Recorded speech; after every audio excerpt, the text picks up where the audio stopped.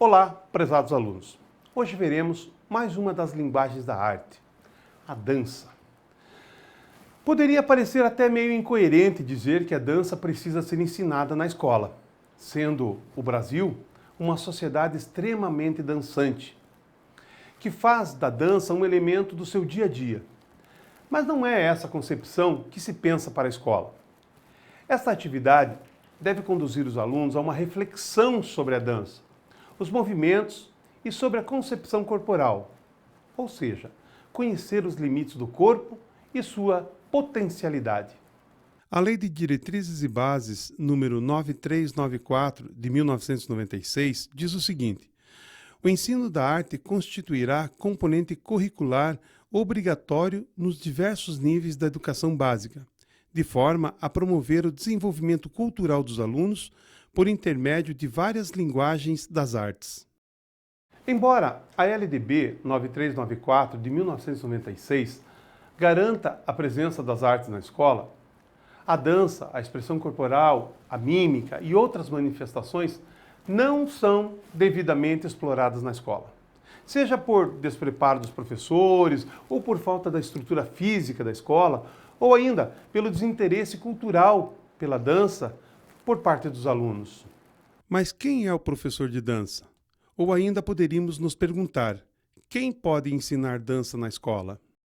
As pessoas aprendem a dançar dançando, observando e imitando. A transmissão nos dá no fazer. Assim que são passadas de geração para geração muitas de nossas tradições dançadas. A figura do professor, no Ocidente, é datada mais ou menos do século XII. Os trovadores, que se apresentavam nas cortes feudais para divertir a nobreza, era encarregado de ensinar as danças para a corte. A moda da época era as danças em pares. E esse profissional tinha a árdua tarefa de adaptar aquelas danças populares aos pesados trajes e ornamentos que a corte usava, sem esquecer dos bons modos.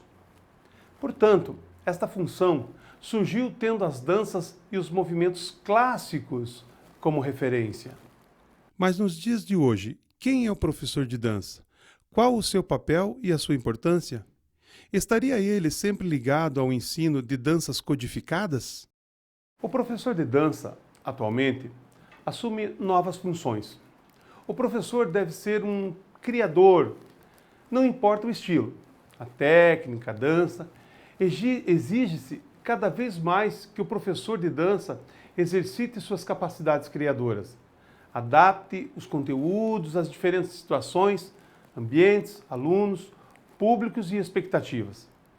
As estéticas de dança, que têm técnicas fechadas, não são adequadas ao ambiente escolar, seja na educação infantil, seja do ensino fundamental e médio. Segundo Andy Slater, o professor da escola não precisa ser um professor de dança, pois ele é, acima de tudo, um professor. Mas qual a formação que ele tem? É importante ter um mínimo? Claro que é importante ter um mínimo. Será que os cursos de formação de professores dão informações suficientes para que ele atue também nas áreas artísticas, como, por exemplo, dança? Podemos trabalhar a dança na escola com duas realidades diferentes, como conteúdo de educação física ou como conteúdo de artes. Logicamente, cada disciplina dará ao conteúdo o encaminhamento próprio da disciplina. Ao trabalhar dança na escola, não temos a pretensão de formar o bailarino, como eu venho falando desde a primeira aula. É importante desenvolver no aluno uma consciência corporal através da dança. Mas é também importante desenvolver o olhar para a dança e um aprendizado intelectual no que se refere à interpretação e apreciação de espetáculos de dança. Na dança, o corpo comunica emoções, sentimentos, expõe e comunica uma ideia. Não importa se é gordo, magro, jovem, velho, homem, mulher. A proposta da dança em artes, é refletir o mundo interior, como as ideias, os pensamentos, sentimentos, ou ainda o mundo exterior, como um ambiente visual ou sonoro. Outra possibilidade que a dança nos dá é explorar formas e movimentos no tempo e no espaço. Essa expressão corporal está diretamente ligada à música e produções sonoras independente da cultura, seja ela indígena, europeia, afrodescendente, gênero musical e tantas outras possibilidades que a dança nos dá. Como comentamos nas primeiras aulas, não temos a pretensão de formar artista, mas sim a plateia. Obviamente, o experimentar faz parte do processo de aprendizagem, mas o mais importante é que nossos alunos saibam fazer apreciações coerentes e maduras dos espetáculos. É raro um aluno de educação infantil ou do ensino médio traçar comentários sobre espetáculos de balé, ópera ou musicais. Onde está a deficiência? É óbvio que as informações voltadas aos espetáculos de danças clássicas, como óperas, musicais, são informações limitadas, pois não fazem parte de um material comercial ou que está na moda, ou ainda coerente ao nível socioeconômico da população. Com certeza, não atrairia muito público e, automaticamente, não entraria dinheiro, que é o que move a sociedade, né? Poucas lideranças políticas estão preocupadas com o desenvolvimento do nível intelectual dos seus alunos. As histórias retratadas nos espetáculos de balé, os musicais, são super interessantes, bonitas e emocionantes. Chamamos de danças com narração. Por exemplo, espetáculo de balé, o Quebra-Nozes, né? A Bela Adormecida, o Lago do Cisne, no Quebra-Nozes, por exemplo. Os objetos usados para quebrar as nozes começam a ter vida e desenrolam uma história belíssima. Portanto, cabe a nós, professores, encontrar uma metodologia mais interessante para aproximar essas atividades que são tão elitizadas dos nossos alunos. Acredito que o professor precisa, primeiramente, se encantar com esses elementos, ou seja, ler as histórias, se inteirar das críticas, para que ele aprenda a fazer uma apreciação de um espetáculo.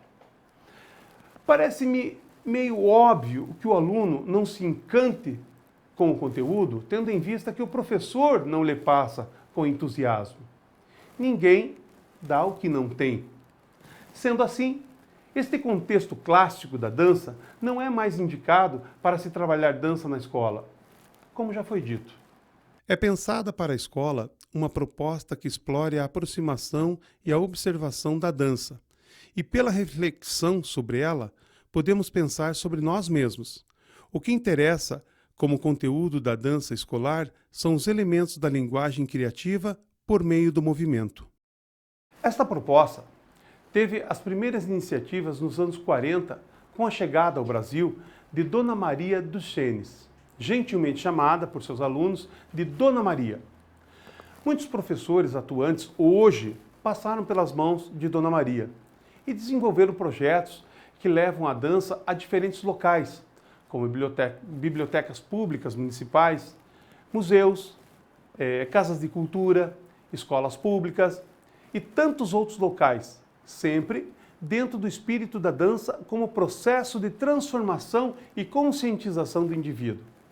Dona Maria tornou-se referência nacional para a dança educativa no Brasil.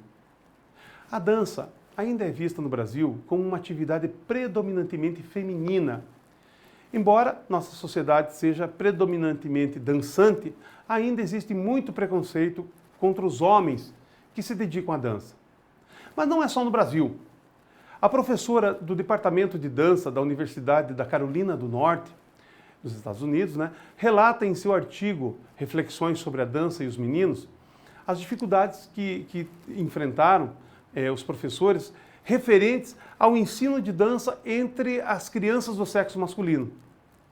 Os temas trabalhados foram temas assim extremamente delicados, como por exemplo o homossexualismo. Esse tema foi constatado que é o fator assim dificultador na introdução dessa linguagem artística na escola. Há preconceito entre diretores, professores e mesmo das crianças que trazem de casa certa aversão preconceitual a respeito da atividade.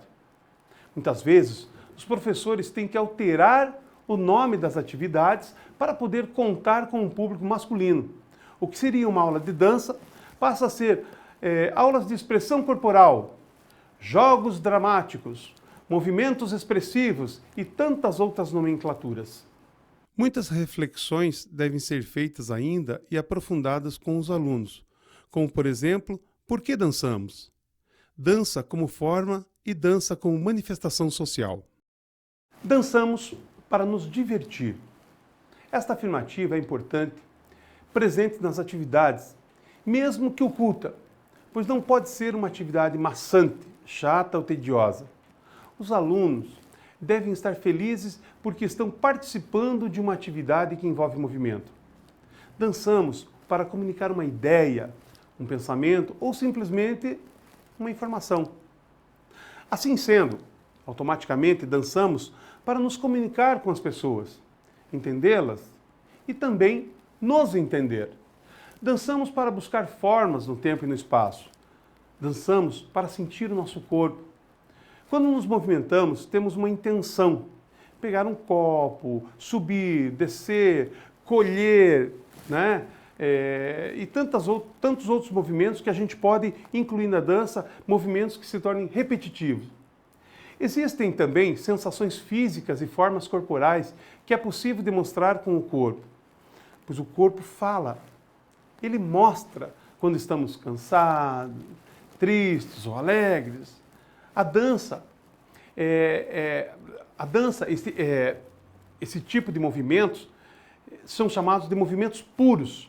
Então, por exemplo, eu estou debaixo de um parreiral colhendo os cachos de uva, né? Então, esse movimento repetitivo, ele pode ser transferido para uma dança.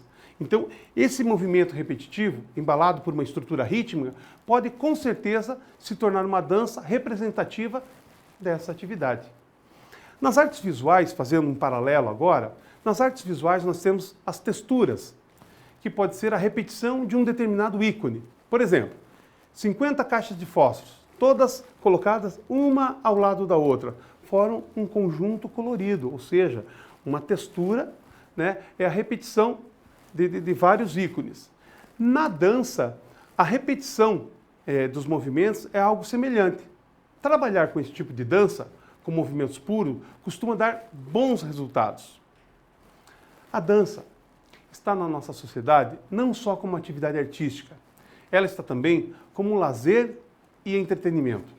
Por exemplo, o rock, dance music, o samba, o chachado, o baião, o frevo, né? Tantas outras manifestações. As manifestações religiosas, como por exemplo o candomblé, as danças indígenas, né? Manifestações regionais como quadrilha, fandango, cirandas, maracatu, coco, frevo, são manifestações que permitem a integração e a identificação de alguns grupos sociais e o aprendizado de culturas diferentes. Nessas manifestações, toda a comunidade dança, sem distinção de idade, tamanho ou habilidade corporal. É uma atividade passada de pai para filho, aprendidas, portanto, fora dos muros da escola. E assim, queridos alunos e futuros professores, encerramos mais uma aula. Até a próxima!